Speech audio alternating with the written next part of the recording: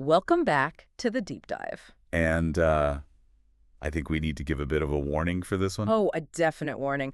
I have to say, right off the bat today, we are going completely off the map. Mhm. Usually, we stick to one lane, we do a deep dive on history or tech, or maybe some specific scientific breakthrough. Something with clear boundaries. Exactly.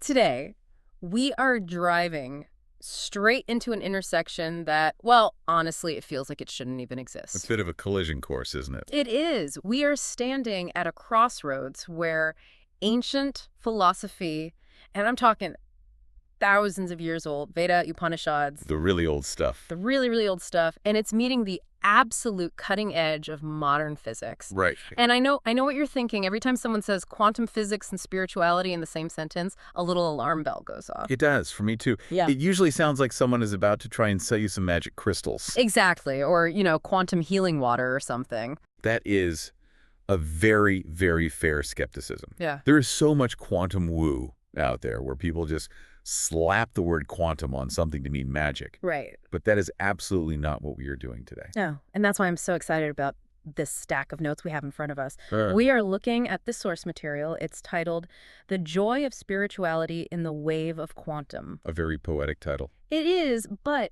the mission here is it's rigorous. We aren't just saying everything is energy and then calling it a day. No, that's the shallow end of the pool. We're looking at specific mechanisms. We're looking at what the ancient texts actually said about the wave and the creation of the universe, and we're putting it side by side with quantum field theory to see if the pieces actually fit. And the fascinating thing, the thing that really grabs you, is when you strip away the Sanskrit terminology on one side, and you strip away the complex mathematical equations on the other, Yeah. you are often left with the exact same structural description of reality. It's uncanny. That's the claim. And that's what we're going to test today. The source material frames this whole thing as part one of a much bigger journey. So today, we're really focusing on the machinery, the framework, The how. the how. How do we get from nothing to something? How does consciousness even fit into a universe that's supposed to be just, atoms and void? We're trying to move from the concept of book kavalam, which is just book knowledge, Right, just reading about it. to kaivalya, which is experiential liberation.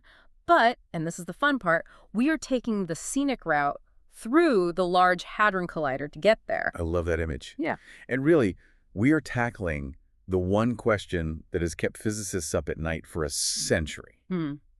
And scientists meditating in caves for millennia. The hook, the big one. Exactly. How do we get from nothing to something? Right. I mean, if you go back far enough, before the Big Bang, before the stars, before time itself, what was there? And how did that void decide to become a universe? And the teaser answer, which we are going to spend the next hour unpacking, is that it involves a transition, a shift.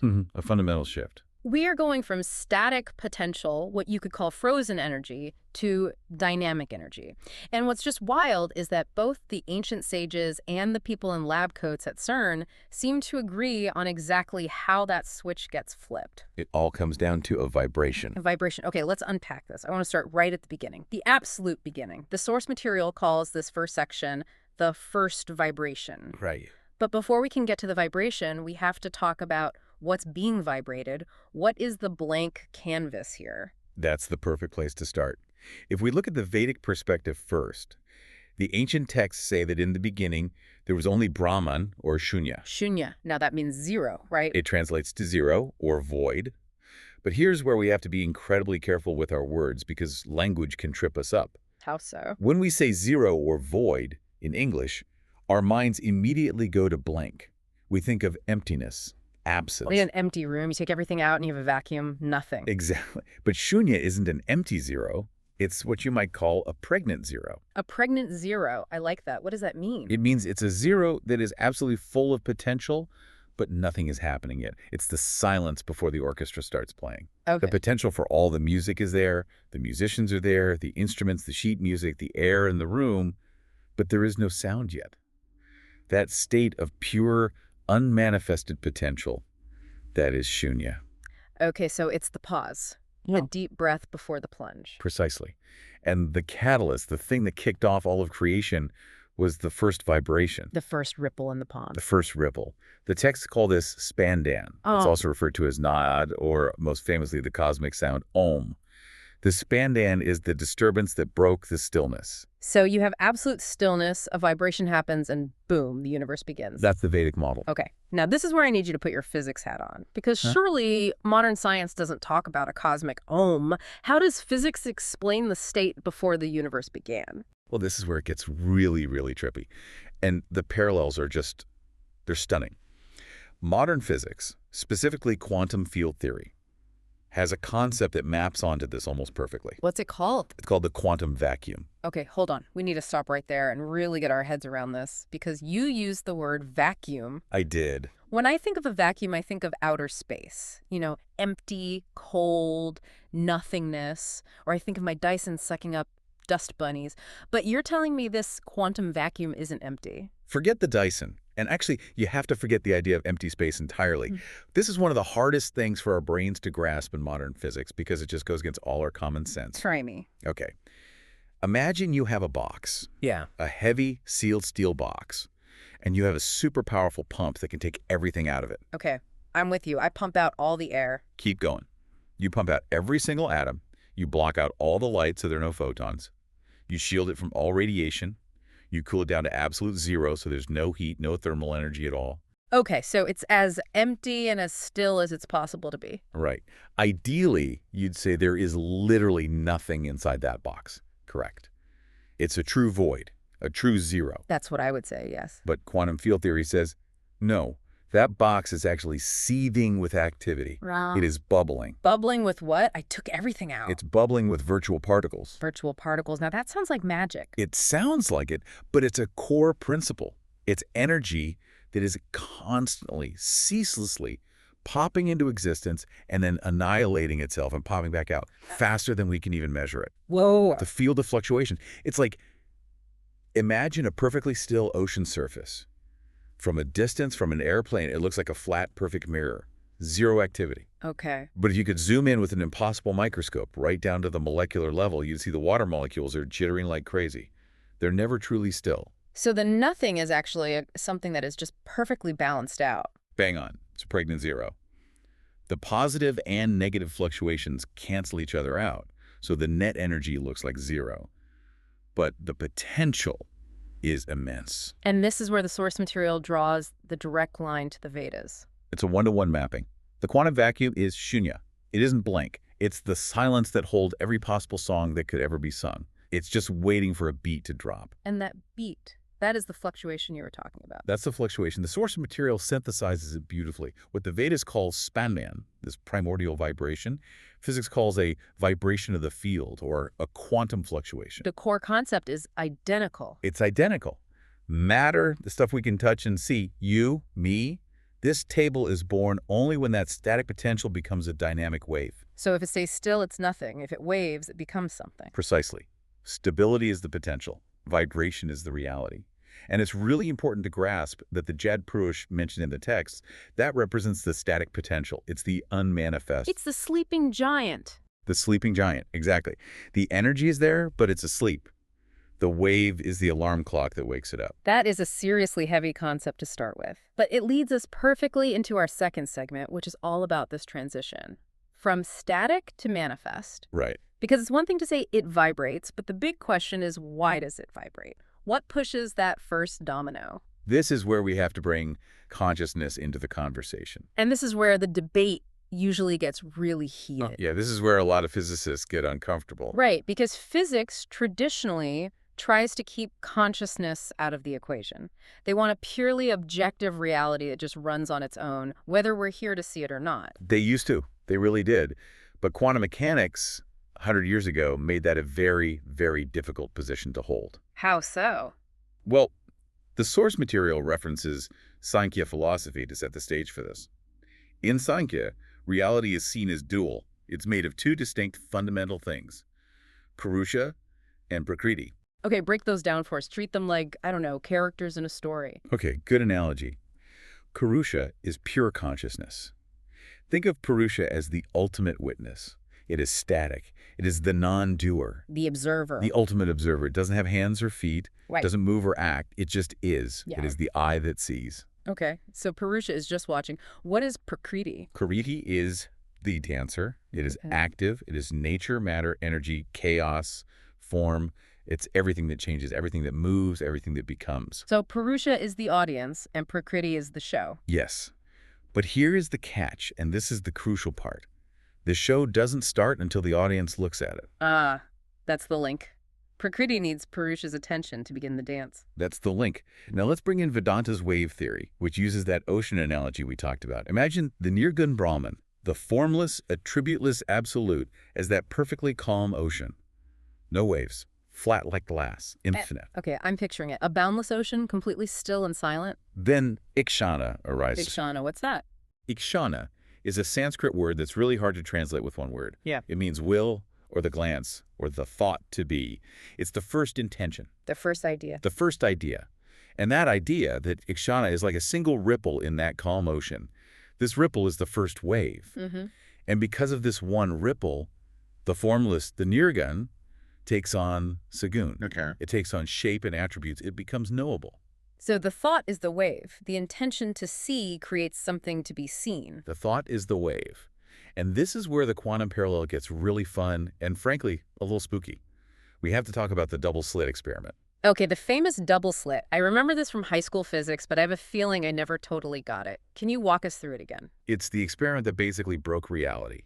It's simple in its setup. Imagine you have a wall, and in that wall you cut two thin vertical slits right next to each other. Okay. And you have a machine that can fire single electrons, tiny little particles of matter, at this wall. Behind the wall, there's a detector screen that lights up wherever an electron hits it. Right, so it's like throwing tiny tennis balls through two open windows at a back wall. Exactly. And if you throw tennis balls through two windows, what do you expect to see on the back wall? Two pile-ups of tennis balls, one piled directly behind the left window, one piled directly behind the right window. Simple. Simple. That's what everyone expected. But when they did this with electrons, they didn't get two piles. Not even close. What did they get? They got an interference pattern. They got a pattern of many stripes across the back wall. Bright stripes where many electrons hit, and dark stripes where no electrons hit. An interference pattern? Wait, that's what waves do? That is only what waves do. Like Yeah. if you drop two stones in a pond at the same time and you watch the ripples spread out and overlap. Where the crests meet, you get a bigger wave. Where a crest meets a trough, they cancel out. So the electrons, which we know are particles, were somehow acting like waves. Exactly. They were in a state of what's called superposition. Each electron was behaving as if it was going through the left slit, the right slit, both slits, and neither slit, all at the exact same time. It was a cloud of probability, a wave of potential. Okay, so matter is fundamentally a wave. We kind of established that. But where's the twist? Ah, here's the twist. The physicists saw this and said, this is bizarre. Let's put a tiny camera, a little detector, right next to the slits to see which slit the electron actually goes through. They wanted to peek. They wanted to catch it in the act. They wanted to observe. So they turned on the detector and fired the electrons again. And guess what happened? I'm afraid to ask. The interference pattern vanished, completely gone. What? What was there instead? Two piles, Mm-hmm. just like the tennis balls. The electrons stopped acting like waves and started acting like definite particles, going through one slit or the other, but not both. Wait. Just because they looked at it? Just because they looked. The act of observation, of measuring, collapsed the wave function. It forced the infinite possibility of the wave to become a single finite reality of the particle. In this is the aha moment from our source notes. This is the big one. The source compares the Vedic concept of will, that ikshana, that glance collapsing the infinite formless Brahman into the finite formed world, with the quantum concept of the conscious observer collapsing the wave function. It's the same mechanic, described in two completely different languages, thousands of years apart. The observer, or the consciousness, or the will, interacts with the field of infinite possibility, the wave, and forces it to choose a state. It makes it real. That's absolutely wild. It suggests that consciousness isn't just a bystander watching the universe happen. It's a participant. It's actually the thing turning the key in the ignition. It's almost like the universe is, I don't know, waiting for someone to look at it before it decides what to be. It suggests that the transition from potential to manifest requires that conscious interaction. Without the ikshana, the ocean remains flat and formless. Without the observer, the quantum field remains a fuzzy blur of probabilities. Okay, I'm holding on to that thought. that we are fundamentally waves that have collapsed into particles. And I want to use that to move to something that, on the surface, sounds a bit more supernatural, but the source material treats it as pure physics. I know where you're going. Let's talk about the astral body. The Sukshma Sharir. Right. Now, I have to be the skeptic here. This is where my little alarm bell starts ringing again.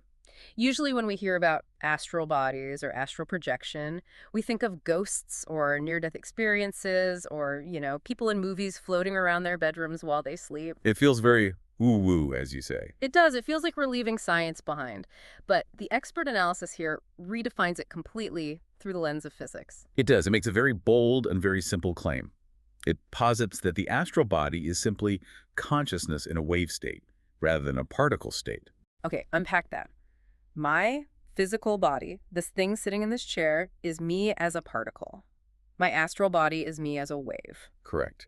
And to understand why this is such a profound distinction, we have to look at the different capabilities of a wave versus a particle. They play by completely different rules. Okay, but this leads to some pretty wild claims in the source material. It talks about cities, these like yogic powers. Spiritual powers, yes. Things like walking through walls or traveling instantly across the universe. I mean, come on, if I run at that wall over there, I'm going to break my nose.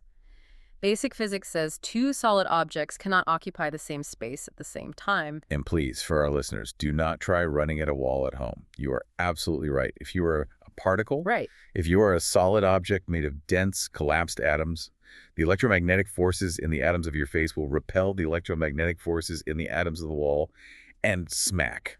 End of story. Exactly. So how does this text justify something like astral travel without it just being magic? It relies on a very real and very weird phenomenon in quantum physics called quantum tunneling. Tunneling, like digging a tunnel. Sort of. In the quantum world, particles do things that shouldn't be possible in our big classical world. Sometimes an electron will encounter a barrier, like a wall of energy, that it shouldn't have enough energy to get over. So it's like a ball that's too weak to roll up a hill. Perfect analogy. Yeah.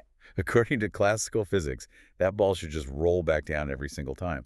But sometimes, with quantum particles, it just appears on the other side of the hill. It teleports. In a way, yes. Because it's also a wave, a small part of its probability cloud actually extends to the other side of the barrier. And there's a non-zero chance that it will just pop into existence over there. It tunnels through a barrier it couldn't possibly have gone over. Okay. So the source is arguing that these yogis aren't breaking the laws of physics. They're just accessing a different set of laws, the Right. quantum laws. The text analyzes how yogis achieve things like travel through the universe or passing through obstacles. The mechanism described is a phase shift. It's a change of state. By using tap, which is a deep word meaning penance, austerity, or intense discipline, the yogi learns to detach their consciousness from their physical particle identity. They stop identifying as the tennis ball. They stop identifying as the tennis ball, and they learn to identify with the waves. They revert to wave mode. And a wave plays by different rules. Completely different rules. Okay. For a wave, distance is almost irrelevant. Think about a radio wave. It's passing through the walls of your house right now to reach your radio. It doesn't stop at the brick. It doesn't even notice the brick. Because it's not solid. Because it's a frequency. The source argues that astral travel is conceptually explained not as a particle flying really, really fast, but as consciousness existing as a wave where here and there can overlap. The wave just slips through the lattice of the atoms. We think of atoms as solid, but they're mostly empty space. Over 99.9% empty space. But for another particle, it feels solid because of the force fields. For a wave of the right frequency, it's like a wide open door. That makes the classic ghost walking through a wall trope suddenly make a strange kind of scientific sense. It does. It's not that the wall isn't there, it's that the entity is not in a state of being that interacts with the wall's particles. It's like being on a different radio channel. It's a mismatch of frequencies. And the claim is, if you can consciously learn to shift your own frequency, you change how you interact with the material world. This connects perfectly to the next big concept in our stack of notes, the unified field. Because if everything is just waves, and waves can overlap and pass through each other, then are we really separate things at all? That is the big question, isn't it? That's the ultimate implication. And the source brings up one of the great proclamations, the Mahavakyas from the Vedas, Sarvam Kalvidam Brahma. Which means everything is Brahma. Or, to put it in more scientific terms, everything is made of one single element, one substance. And the scientific equivalent of that idea is the unified field theory. The holy grail of physics. It's what Einstein was searching for in the last decades of his life. Physicists have been desperately looking for the one theory, the one equation that unites gravity, electromagnetism, and the strong and weak nuclear forces. Because we think of them as separate things. We experience them as separate things, but the theory is that they're all just different expressions of a single underlying field. I've heard that ocean analogy used here again. It's the best one we have. Think of an iceberg. It looks hard, sharp, solid. It's very distinct from the liquid water around it. You can stand on it, but what is it fundamentally? It's water. It's just frozen water. It's the same element, Yeah. H2O, just in a different state, a different phase. Okay. The realization here, both in Vedanta and in unified field theory, is that everything, your thoughts, your physical body, the chair you're sitting on, the light from that lamp, the stars in the sky, it is all ultimately composed of waves of energy from this one field. It's just different densities, different frequencies of the same stuff. The imagery used in the notes is really beautiful here. It describes the universe as a dance of waves of the supreme being. A dance, I love that word for it. It implies movement, rhythm, constant change. It implies that nothing is really solid. It's just a pattern moving fast enough to look solid to us, like a fan blade. Right. When it's still, you see the separate blades. When it's spinning, you just see a blur, a solid-looking disc. You see a solid disc. We are the spinning fan blades. And this brings us right back to that core takeaway we started with. The source really underscores this ancient insight. Stability, the static state, is moksha, or liberation. That's the resting state. That's the calm ocean. That's the unified field. But vibration, the spandan, is creation. That's the wave, the iceberg, the dance. The world game, as the source calls it, the reality we live in, begins only when the static decides to vibrate. So if you want peace, absolute unity, you go back to the static. If you want to play the game, experience individuality, you ride the wave. That's the binary choice. You are either the ocean or you are the wave. Both are water, but the experience is radically different. And this isn't just a nice philosophy. It's backed up by things like quantum entanglement. Right. The discovery that once two particles interact, they remain connected forever, no matter how far apart they are. Yeah. If you measure one, the other one instantly knows. It proves that, on some fundamental level, there is no separation. The universe is one giant interconnected web. Okay, speaking of rhythm and dancing, let's talk about sound. Because we touched on Om earlier, but segment 5 of our outline goes deep into this idea of Nad Brahma, the universe's sound. Yes. And this is where we have to talk about string theory. Which I've always found to be one of the coolest and most intuitive names for a scientific theory. Yeah. This makes the universe sound like a grand instrument. It does, but it's also one of the most abstract for me. I mean, tiny vibrating strings. Help us visualize this. What are they talking about? Okay. String theory essentially says this.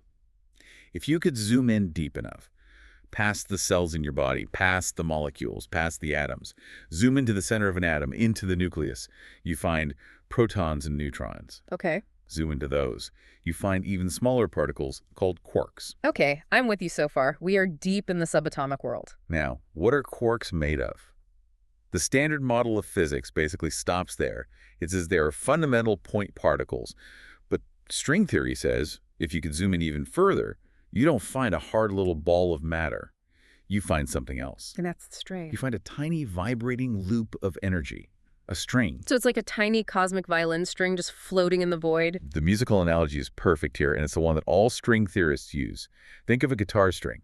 If I pluck it one way, it vibrates at a certain frequency, and it creates the note A. Right. If I put my finger on a fret, I pluck it again, the vibration changes, and it creates the note C. Sure. Different vibrations produce different notes. Simple enough. Now, in string theory, these little energy strings can also vibrate in many different ways, different modes.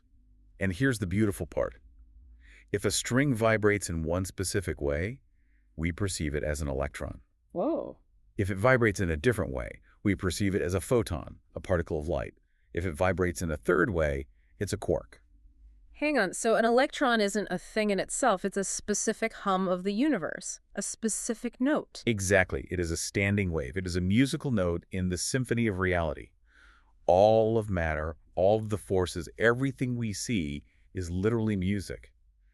The only difference between an atom of gold and an atom of lead is the song that their fundamental strings are singing. That is deeply poetic. Hmm. And the Vedic connection here in the notes is anahat na'ad. The unstruck sound. What does that mean, unstruck? It's the continuous cosmic sound that doesn't need two things hitting each other to be created, like a drum or a cymbal. It's the sound of existence itself, is the inherent hum of the strings. The universe is a symphony that is always playing. So we have this incredible idea of a universe made of tiny, vibrating violin strings. But that's all highly theoretical, right? I can't see a cork vibrating. I can't really hear the cosmic hum. It feels very abstract. It does. It's happening on a scale so small it's almost meaningless to us. And that's usually where people tune out. It's a nice idea, but you can't see it. Right. But this is why the source material does something brilliant. It pivots from the impossibly small to something you can see with your own eyes. It introduces a field of study called cymatics. Ah, I've seen videos of this on YouTube. It's the metal plate thing with the sand, right? The claddy plate, yes. Yeah. And let's describe it for anyone who hasn't seen it, because seeing it is crucial for understanding the Vedic view that sound literally creates form. Go for it. Okay, imagine a flat, black metal plate balanced on a stand. You sprinkle fine white sand all over it. It just looks like a random, chaotic mess of sand. Okay, I have a plate of messy sand in my mind. Now, you take a violin bow, or you attach a frequency generator to it, and you vibrate the plate. Let's say you play a low, simple note, a generic C. What happens to the sand? Does it just bounce around? It doesn't just bounce. Something incredible happens. The sand grains actively run away from the parts of the plate that are vibrating the hardest, and they settle into the lines where the plate is still, the nodes. And instantly, I mean in the blink of an eye, that messy, chaotic sand snaps into a perfect, beautiful geometric pattern. A mandala. It's just from sound. Just from sound. And here is the real picker. If you raise the pitch, if you make the frequency higher, the pattern dissolves into chaos for a split second and then reforms into a new pattern that is even more complex and beautiful. You go from a simple circle to a complex starburst, purely by changing the naiad, the sound. That's the aha connection to the Vedas, isn't it? If the universe is made of vibrating strings, then matter planets, trees, you and me, we are just the sand patterns formed by the cosmic music. We are the geometry created by the music. Matter is the visible form of sound. So the deep connection to spirituality here is through yantras and mantras. Yes. A yantra, like the famous Sri yantra, is a complex geometric design that's used in meditation. The scientific view presented in our source is that these aren't just random pretty pictures, they are visual representations of a specific frequency. And the mantra is the audible version. Exactly. The mantras, like the chant Om, act as the templates, the molds. When you chant a mantra, you are creating a specific sound wave. That wave creates a geometric grid in the field, just like the sound created the pattern in the sand, and that grid structures matter into a specific form. That is mind-blowing. So the ancient idea was that if you want to change the form of reality, you have to change the sound that is structuring it. You have to change the song. Sound isn't just something you hear. It is the scaffolding of the physical world. The NAD acts as a sonic mold. Which leads us directly into the biophysics of this. Segment 6 in our notes talks about mantras and DNA, because if sound shakes sand, the big question is, does it shape us? This is where we take it from the cosmos, right down into our own cells. And the source material argues, emphatically, yes. It discusses jap, which is chanting, and tap, discipline.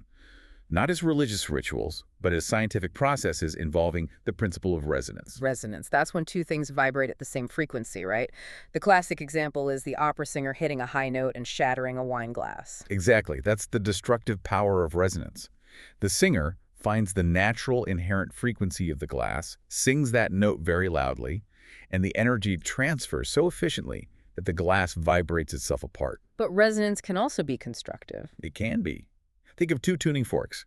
If I have two tuning forks that are both keyed to the note C, and I strike one of them, the other one across the room will start humming on its own without me ever touching it. They sympathize with each other. They sympathize. They're tuned to the same reality. The argument here is that chanting specific mantras creates a resonance with our own bodily cells and, more specifically, with our DNA. So you're basically tuning your body like a guitar. You are. The goal of TAP, of this discipline, is described in the source as transforming the body's static or dense energy into subtle energy. We're going from being the frozen iceberg back to being the fluid water. And by doing that, the text claims you are connecting your atoms to higher dimensions through this frequency alignment. It is literally about raising the pitch of your own existence. If your atoms are vibrating sluggishly, you are dense.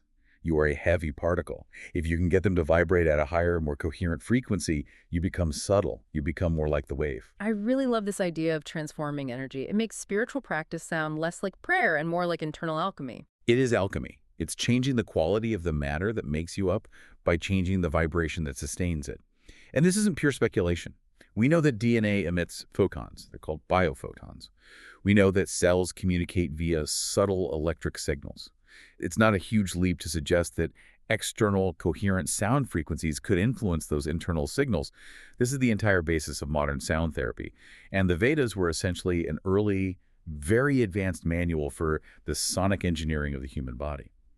Now, we are nearing the end of our source notes for Part A, and we land on a concept that brings us full circle, right back to the beginning, the zero-point energy and the importance of silence. A power of zero. We said earlier that the Vedic view was that the first sound, the spandan, rose from shunya, from zero. And the physics view matches that perfectly. The quantum vacuum isn't empty. It has what's called zero-point energy, this baseline hum of constant fluctuations. The source notes say that it's the density of these waves that transforms sound, the nanad, into matter, the particle. But then it talks about the spiritual practice of silence, or mon. Why would we practice silence if the universe is made of sound? If sound is the ultimate creative force, shouldn't we be as loud as possible? This is the beautiful paradox, isn't it? Why is silence so revered in almost every spiritual tradition? It isn't just to be quiet. It isn't just to shut up. The explanation here is that you turn off the external noise in order to hear the internal naad. The operating system of your own body. Exactly. The background hum. Yeah. You're trying to hear the engine that's actually running the whole show. We are so distracted by the music, by the sound patterns, the manifested world, the external noise, that we completely forget about the source of the vibration itself. So the silence isn't an absence of sound, it's a form of listening. The silence is the tuning process. The ultimate goal is to catch that original frequency. The text suggests that if you can become still enough to tune into that primal vibration, the one that exists in the 0 point, the original spandan, you can consciously shift yourself from the matter-inert state back to the conscious wave state. You go back to the source code. You return to the field of infinite possibility. You stop being just the sound pattern, and you become the sound that creates all the patterns. It's like resetting your computer to its factory settings, but the factory is the Big Bang. That is a fantastic way to put it. It is the ultimate hard reset. So let's just recap this journey, because we have covered a massive amount of ground, and I want to make sure we, and you listening, have the logic chain locked in. Let's do it. We started with the void, the shunya, the quantum vacuum, and we learned it's not empty, it's a pregnant zero that's full of potential. Then we saw the first vibration, the spandan or the quantum fluctuation, that kicked that void into motion and began creation. We saw how consciousness, the observer, the ikshana or glance, seems to be the thing that collapses the wave of infinite potential into the particle of our experienced reality. The glance creates the world. We then looked at the astral body, not as a ghost, but as consciousness in a wave state, which allows it to bypass certain physical laws, like a radio signal passing right through a solid wall. We discussed how the entire universe is a unified field, a great dance of waves, and we learned through string theory that matter isn't solid stuff at all. It's really just music, tiny, vibrating strings, creating the symphony of reality. And we saw that so vividly with the Chladni plate, how sound-like mantras can physically shape matter. We saw cymatics in action, and how that might apply to our own DNA. And finally, we landed on silence as the method, the practice, to tune ourselves back into that original frequency of creation. And we have to remember, this is all just Part A. This source material promises a Part B, which I can only assume goes even deeper into the practical application of all this. It is a lot to digest, but it paints a picture of a universe that is far more fluid, interconnected, and responsive to consciousness than the old mechanical clockwork model we were all taught in school. Yeah. We aren't just cogs in a dead machine. We are notes in a living song. It certainly does. And that's why I want to leave our listeners with a provocative final thought, something to really mull over until we can get our hands on Part B of this material. Go for it. Based on everything we've just discussed, if our bodies are just frozen waves of energy given their shape by sound, And if our thoughts, our consciousness, are the ripples that collapse reality into form. That's the premise. What happens if we learn to consciously, deliberately change the frequency of our own internal vibration? That is the question. Are we just one note away from a completely different reality? If I can learn to change my internal hum, do I fundamentally change my world? The physics suggests it might be possible. The mystics and the sages say it's guaranteed. And on that note, pun absolutely intended, we want to thank you for joining us on this deep dive into the umang, the joy of quantum and spirituality. Keep vibrating high. We'll see you in the next deep dive.